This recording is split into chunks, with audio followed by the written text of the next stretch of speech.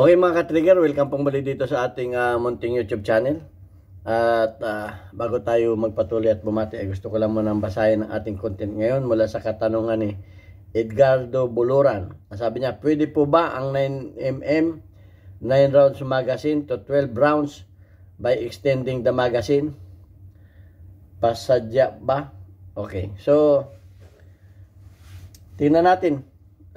Ang tingin ko kasi dito, wala itong paglabag sa batas, ang tingin ko dito, pero babasahin din natin para malinaw at nakameron din tayo ng awareness kung sakaling tayo ay masita na may dala tayong ganyan, may maisasagot tayo.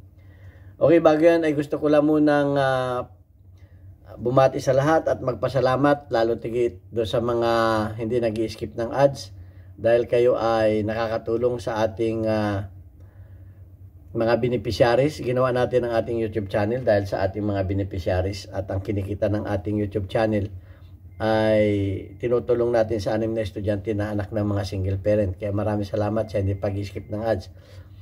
At maraming salamat din do sa mga nagpadala dito sa ating GCash number. Huwag po ninyong tawagan yung number na yan. Wala po kaming ibinibintang baril. Tumawag po kayo dyan o mag-message kung kayo ay may tutulong sa ating mga beneficiaries. At maraming salamat din sa mga nag-share ng ating mga videos, dahil nakatulong naman kayo para dumami ang ating subscribers.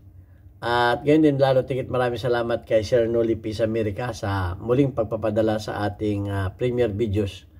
Malaking tulong, Sir, ang iyong naibibigay sa ating mga beneficiaries na mga bata na nahirapan na makapag-aral. Okay, dun sa katanungan na pwede ba ang mga extended magazine. Okay, sa aking pagkakalam, ito ay kung sa practical shooting ito ay bawal, yung mga pang-practical shooting. Kung kayo sasali sa mga practical shooting, may mga rules na pinagbabawal ang mga extended magazine. Pero sa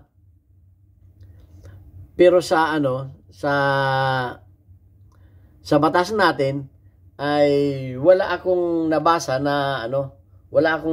na bawal kung sa batas natin. Kaya kung tayo halimbawa ay masita na meron tayong extended magazine, ay tandaan natin itong batas na ito. Ipabasa natin yung batas kung may mababasa sila. Pero kung wala silang mababasa na batas, ay hindi, kumbaga, pero wag tayong makipagtalo. Tanong natin, meron po ba kayong mababasang batas na bawal yung extended magazine? So, kung may mabasa sila, ay di tayo. At kung wala rin naman silang mabasa, huwag naman tayo makipag-away. Dahil mga otoridad rin yan, baka dagdagan yung kaso natin. Ang sabi kasi dito sa batas ay ito, extended magazine are not explicitly banned. Hindi binaban, walang explicitly, walang pagpapaliwanag na ito ay ibinaban, but could lead to severe penalties if considered a component of illegal firearms. Pero kung ito inilagay mo sa illegal firearms, ay yun ang may kaso. Halimbawa, may extended magazine ka, tapos illegal firearms naman yung pinaglagyan mo, siguradong may kaso ka. Such as firearms capable of full automatic burst or a class A firearms with certain modification. Okay, ay kung ito ay nakalagay sa full automatic, kung ngayon may extended magazine ka, ay full automatic yung baril mo, yun ang bawal. Yun ang bawal, yung may full automatic. Okay, pagkatapos ay halimbawa may extended magazine ka, tapos ay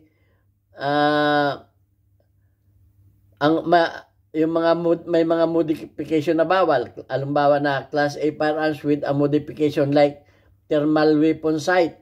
Alam mo ba thermal weapon sight?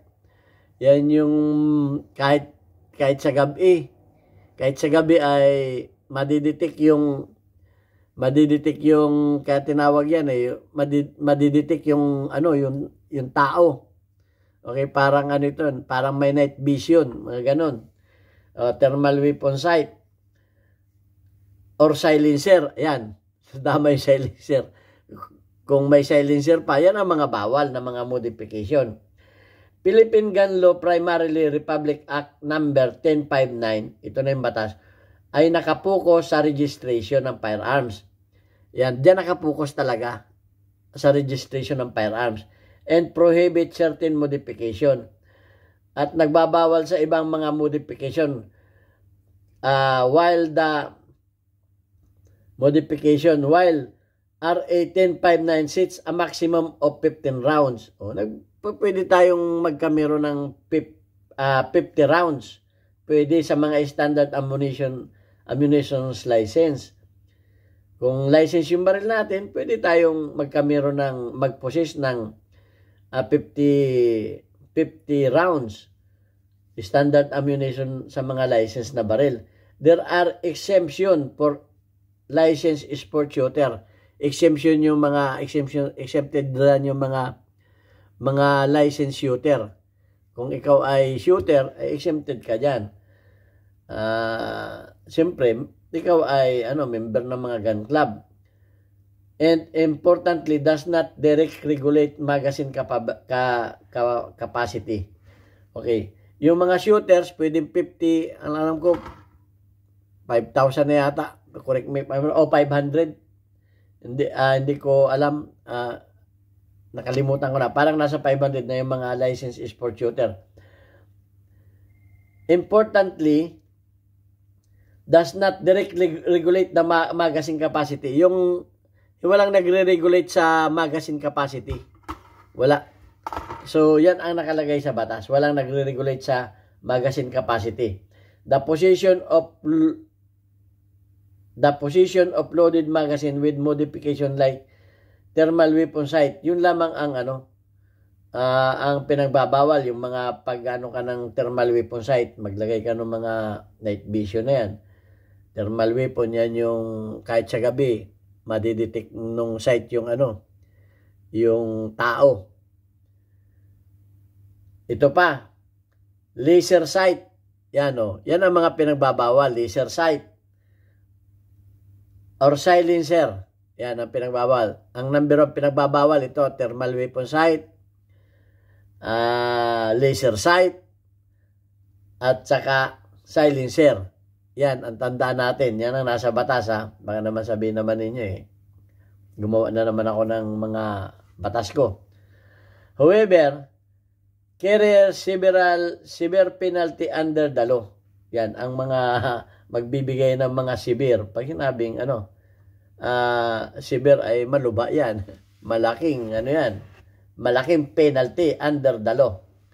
Ito, key accept of the Philippine Gun Law, Republic Act 10. Ito sa ligang batas na ito, Republic Act number 10591. This is the main legislation governing firearms of the Philippines, establishing rules for licensing, registration, and possession of firearms and ammunition. Yang 10591, yan ang nagre-regulate ng mga firearms. Ammunition limits. The RA 1059 allows licensed individual to possess ammunition for registered firearms with a standard limit of 50 rounds per firearms.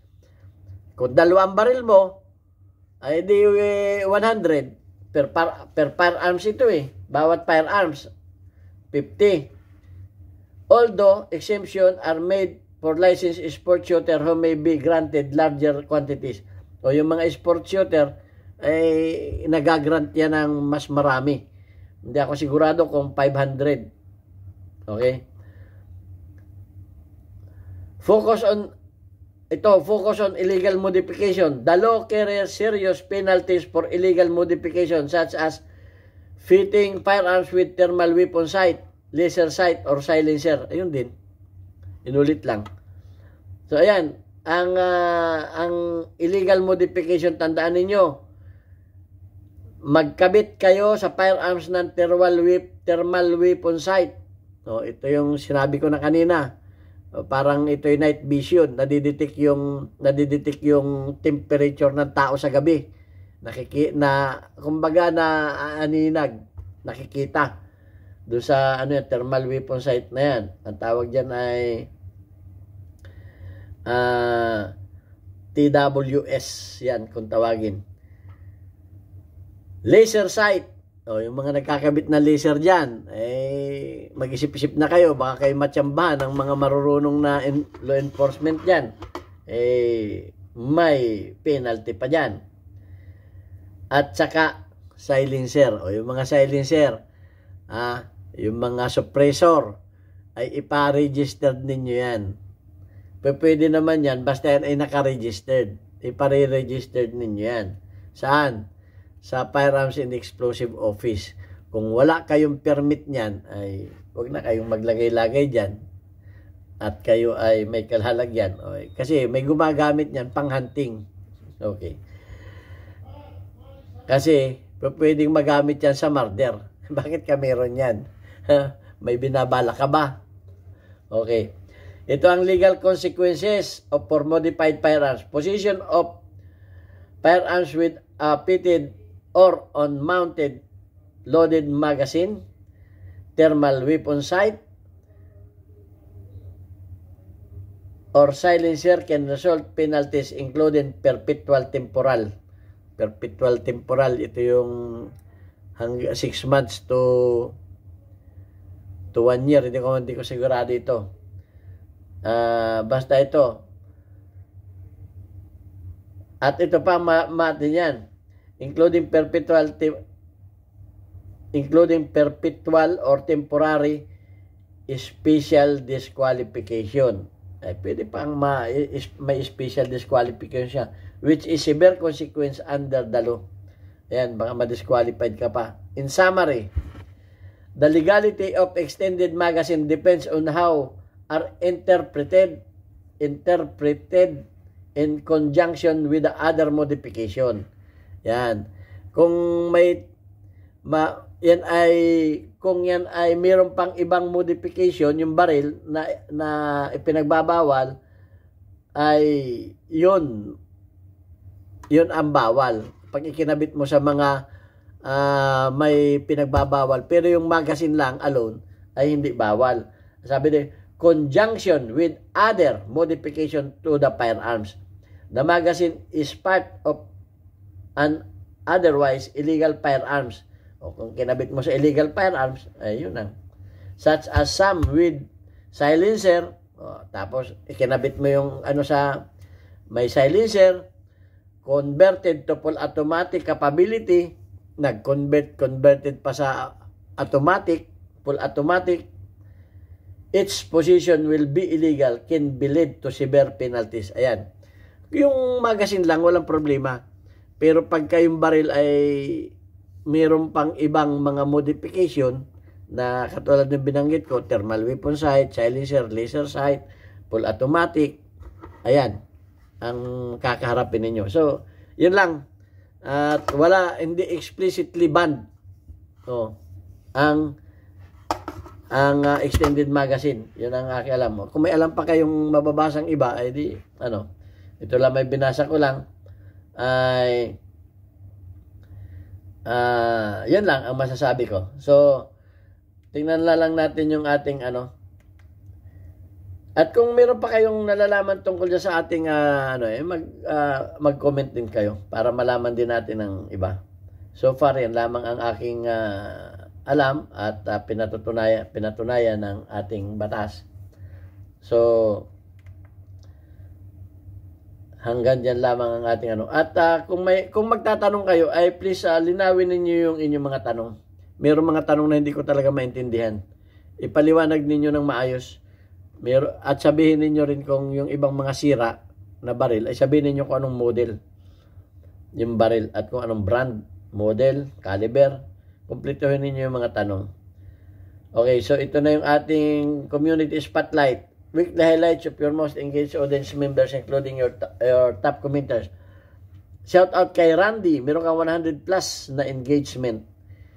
Shout out kay Gino, Team Delta Angel, meron kang 3 engagement. Shout out kay Hansel Evangelista, meron kang 99 engagement. Shout out sa iyong mga samahan dyan sa One Gun Pilipinas, Bulacan Chapter.